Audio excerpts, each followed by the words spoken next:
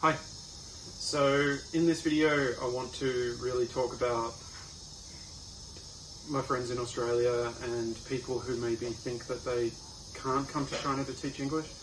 I've had the experience recently of a friend, a guy I used to work with and a guy who I chat to a lot online. He came to Beijing to sort out some financial stuff, sort out some property stuff. And not like property, but like things he owns. And I went to Beijing and met him, and I think he was surprised I did that because maybe he thought, well, why would someone do that? But I've just been like taking it easy and having an excuse to go to Beijing. That was really cool. I did a little traveling. I went to the north of China, and that was really amazing. It was really interesting to go and see some more places and just see how big the country is and how beautiful the country is.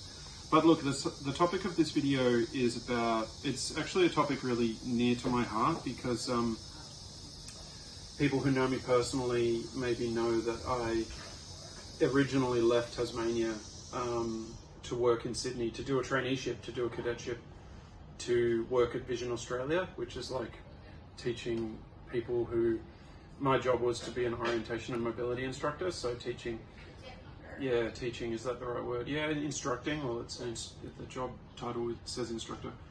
Instructing people how to basically live independent lives, people with low vision or no vision.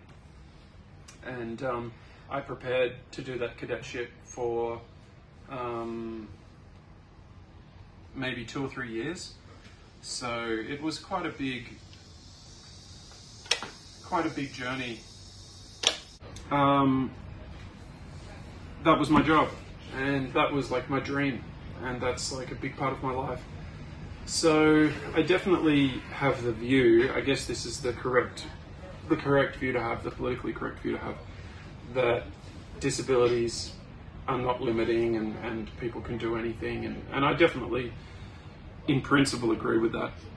I mean, a lot of people with low vision, this isn't the topic of the video, but a lot of people with low vision do have some vision, and that was quite surprising. Like, I thought that these people were all blind, but you can have a cane and you can access these services even if you have enough vision to sort of see quite a fair bit. But then obviously even a loss of a small amount of vision is very serious, and I wouldn't ever like delimit or sort of I mean, it's not something that you can just sort of laugh off. I mean, any loss of vision whatsoever is quite serious and depends on the individual as well. But anyway, this video, I read an amazing statistic that 20% of Australians have a disability. Now, we're not talking about people in iron lungs. We're talking about, and we're not talking about people in wheelchairs. We're talking about people who may have disabilities because of other reasons. Maybe they have disabilities that you can't see. And again, I'm not seeking to sort of like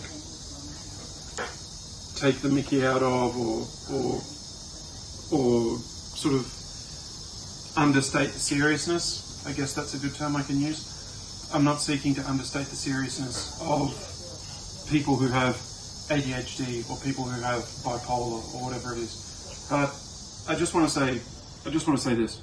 Look, okay, let's talk about physical disabilities. There was a teacher, I never met this guy, but I've been told about him, and he really did exist. He was in a wheelchair. He came from New Zealand. He came to China to teach English at Wall Street English. Wow. Now, I'm not saying to people in a wheelchair, come to China, it's going to be a lot of fun, it's going to be great, it's going to be easy. It's not. That man was a very, very, very brave man. But what an amazing guy. He came to China, he taught English for, I'm not sure, but I think it was over a couple of years. And he would go to the bar in his chair, and he saved a lot of money, and he was a really well-liked guy. So he goes back to New Zealand, like, let's get real, let's focus on the facts. let's say he went back to New Zealand with $50,000. That's probably what he went back to New Zealand with, 50,000 New Zealand dollars. And they have money, they are a country. Of course they are. But anyway, yeah, so he went back with that money. I mean, how life-changing is that? Like, he's got his disability support pension, he's got $50,000, and he's got this amazing experience. Wow. And as I said, I'm not encouraging everybody to come over here with a disability pension or in a wheelchair specifically. But I am encouraging people to consider it, and I'm considering people to try it, especially if you've got something like an ADHD. Okay, so this is what I love, and I think I don't have a whole lot of subscribers, but I know a couple of my subscribers are kind of people like this. Okay, so, and these are people I care about. These are people I love because these are my friends. Let's say you've got ADHD and you don't have the confidence to work. So let's say that you finished university and did an arts degree, you studied history, you did whatever it is. You've had trouble finding work that you like. So let's say you've tried doing a bit of seasonal work, doing a bit of fruit picking, but you weren't able to save money. You've tried a couple of public service jobs, maybe you bombed out. You've tried working at another couple of jobs. You've tried being a driving instructor. You got too stressed, whatever. Consider China, because actually this is someone I've never met, but I was talking to my friend about this, and he said, well, I had a friend, and I'll repeat his little story quickly. He had a friend who had ADHD, and this guy went to India, and he was just like so happy there. And like, this was in like a big city. It wasn't like in a resort town or something like that. It was in a city. And he was so happy there because he could go outside and he could get so much stimulation that he would go back to his room, or he would go back to where he was staying. I think he ended up staying in like a youth hostel long term, like for 3 months or something. He would go back there and he'd just be like so calm, because he'd had so much stimulation. Like, it was really, really, really good for him. And then what he realized was ADHD for him was a kind of a strength. Now, okay, that's one guy. If you've got ADHD or bipolar or something like that, and you're having trouble staying in the workforce in Australia, and you've got a degree, and you've always been interested in China, I'm not saying that like China's going to be the cure for you, or China's going to be the answer for you, but it might be something that you really enjoy.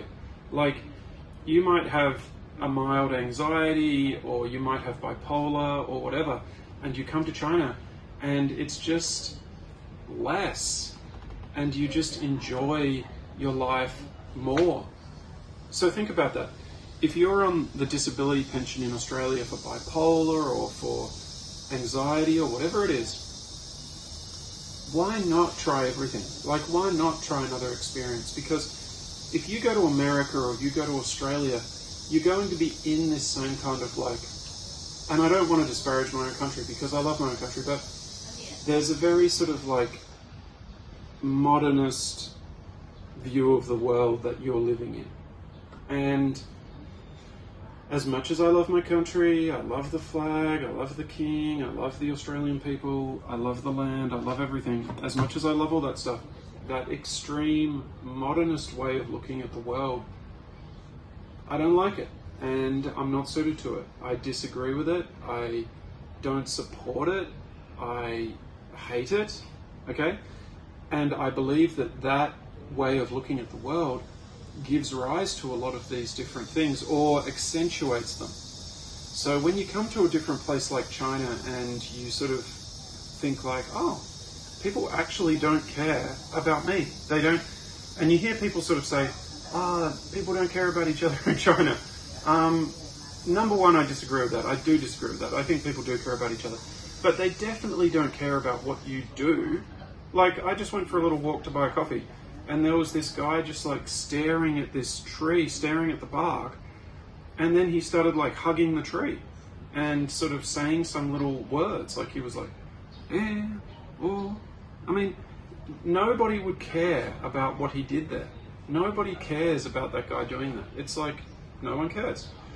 And that freedom of like escaping like constant judgment, because even though Australia and the UK and America, they're not like, I guess, societies where everyone goes to a church, everyone's accountable, everyone's blah, blah, blah. That culture is still prevalent. Maybe that's the wrong way of putting it. I think my viewers understand what I mean. Like, it feels like everything you do, you're always being judged for. Oh, why is he lying at the beach? Why doesn't he get a job? Lying at the beach. He's not telling lies at the beach. Why is he laying on the beach? Why doesn't he get a job? You go to the beach, you run up and down, you swim, okay, you get your rings, you go home, you do this, you do that. It's like constant, like, you should be doing this, you should be doing that, you should be doing this, you should be doing that. And this kind of mentality, this kind of culture can, I'm not going to say it creates it, but it can exacerbate. And look, I just want to state my personal view of these things. I don't believe in this. I don't believe in that. Somebody says they've got mild bipolar because they get sad sometimes and they get really happy and excited sometimes. If you choose to follow this psychology, this psychiatry religion, and its cures and whatever, great, okay? Now, if someone's lying on the ground, having a panic attack, totally out of control, and like they just want to like jump off a building or whatever, okay, that's some kind of medical condition. I can totally understand that. I'm not encouraging people who are that vulnerable to come to China, but I am encouraging people who maybe feel like they're looking for answers, they're looking for solutions, they're looking for another world, another way, to consider it. And the work that you can do in China as an English teacher, it is extremely fulfilling. Like, I would never look down on anyone for having any job, and I've done all kinds of different jobs. But whether it be teaching children to read a second language, giving them some confidence, wow.